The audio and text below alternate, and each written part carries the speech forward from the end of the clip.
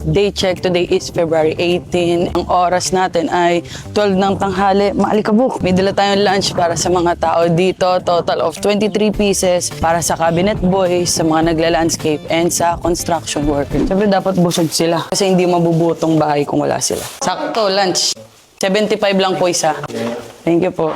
Thank you po. Wala na. May mga natira pa kasi yung iba umuwi. Mamaya na lang yung kanila. Tatlo po kayo, no? Opo. Yung soft drinks po kinuha na nila. Sila nga pala yung nagla-landscape guys. Nantayin na nila yung lupa sa sementadong part. Saglit lang to, mga 1 week lang daw nilang tatapusin. Tama ba madam? 1 week po, no? Actually, ma'am, kahit sa 20 ng hapon.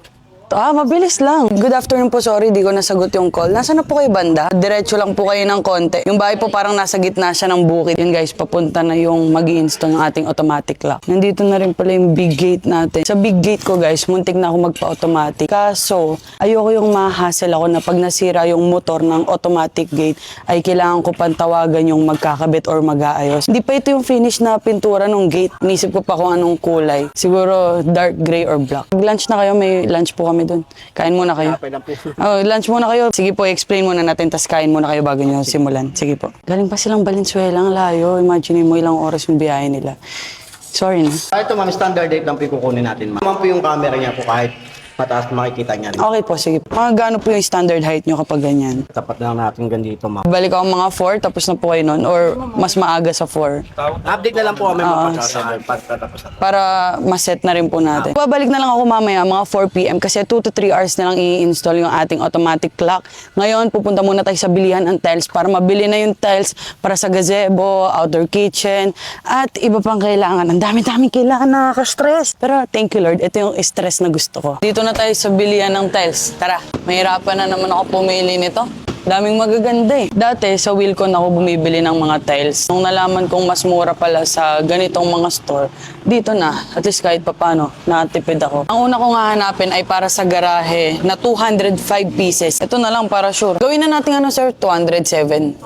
Para may sobra po. Ito yung napili ko guys. Para lang siyang normal na semento, pero dark. Ito po, 30 pieces. Ito naman yung napili ko para sa maid's bedroom. Ito po, 28. Ang pinalagay ko po yata ay 30 para may sobra. 60 po nito. Bali, ang total na order ko po ay 1, 2, 3, 4, 5 po na klase ng tiles. Tama po. Bayad na tayo.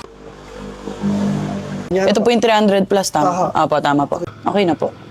Order na sa pagbili ng tiles. Naka-total tayo of 124,295. Pabalik na tayo ngayon sa site. Tara. Time check, it's 4:32 in the afternoon and we're back here sa residence kasi tapos na nilang i-install ang ating automatic door lock. Pinaliwanag na sa akin ni Sir kung paano ito napapagana at nakinig talaga ako ng sobra kasi first time ko lang magkaroon ng ganito. Ako kasi yung tipo ng taong may pagkamakakalimutin, yung tipong hindi ko na maalala kung saan ko ba inilagay yung susi ng bahay. Kaya sa palagay ko, kailangan na kailangan ko talaga to kasi kapag mayroon ito, every time na lalabas, automatic nang maglalak. Ayun guys, tapos ang i-install ang ating smart lock dito sa main door. Papakita ko sa inyo kung paano ito nag-work. Register na dito ang aking face recognition, PIN, fingerprint, pati na rin yung card. Una natin subukan yung fingerprint.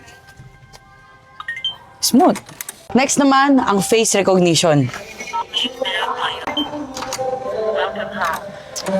Itong card, pakita ko sa inyo kung paano ito napapagana.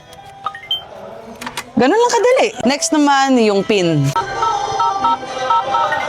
Oh, ha?